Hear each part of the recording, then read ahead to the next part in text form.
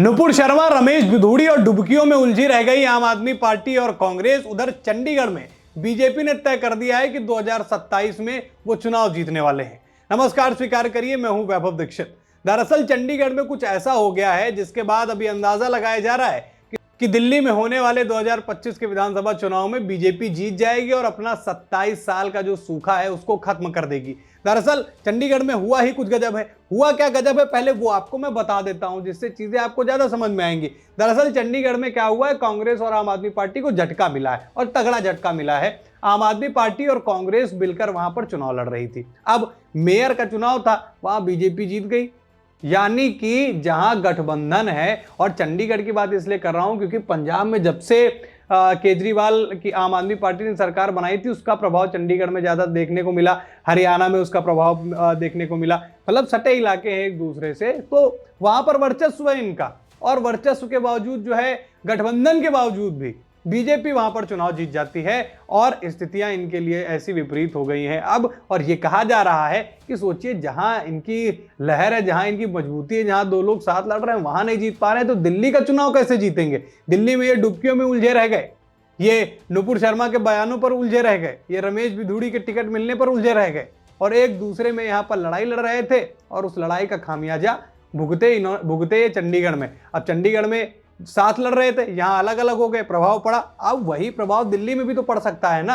अब ये दुनिया देख रही है, ये दिल्ली की जनता देख रही है कि कभी 2024 में इंडी गठबंधन के दो प्रमुख दल आज एक दूसरे पर आरोप प्रत्यारोप जो है वो खुलकर कर रहे हैं। और ऐसा नहीं कि बस केवल आरोप प्रत्यारोप, पूरी तरीके से मतलब फ्रंट फुट पर बैटिंग कर रहे हैं दोनों, चाहे आम आदमी पार्टी हो चाहे कांग्रेस। अब आपको आगे की कहानी समझाता हूं।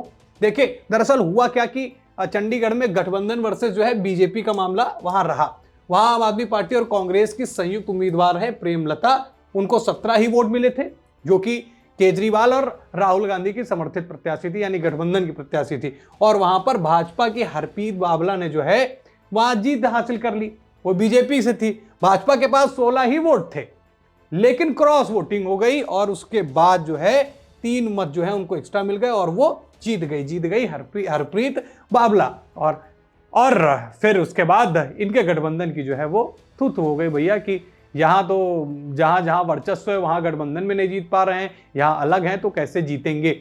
अब चंडीगढ़ का मेयर इलेक्शन का जो रिजल्ट है 5 दिन पहले, जो चुनाव से 5 दिन पहले आया है, हो सकता है कि इसका प्रभाव दिल्ली के चुनाव में देखने को मिले, जहां बीजेपी को एक पॉजिटिव साइड मिल गई है, एक पॉजिटिव टर्म मिल गया है कि जीत हासिल करी जा सकती है। देखिए, मैं बात फिर से वही दोबारा रिपीट करूंगा कि जहां साथ लड़ रहे हैं वहां नहीं जीत पा रहे हैं और पूरी भारत में जग जाहिर था कि गठबंधन के साथ हैं। दिल्ली में भी ये चीज उल्टा साबित हो गई कि दोनों लोग एक दूसरे के खिलाफत में आ गए हैं। तो इसका प्रभाव अब जो है बीजेपी की तरफ, बीजेपी को इस बात का फायदा मिल जाएगा।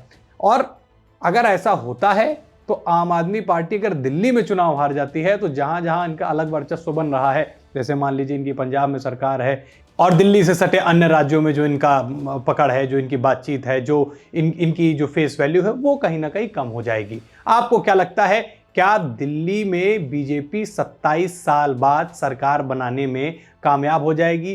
क्या दिल्ली की जनता कांग्रेस और अरविंद केजरीवाल की लड़ाई को देखते हुए इस बार बीजेपी को वोट देने के मूड में है? आप अपनी राय कमेंट में जरूर बताएं। खबर में इतना ही। वीडियो को लाइक और शेयर करें। चैनल पर नए हैं तो चैनल को जरूर सब्सक्राइब करें। फिर मुलाकात करेंगे एक नई खबर में। इस खबर में इतना ही। धन्यवाद।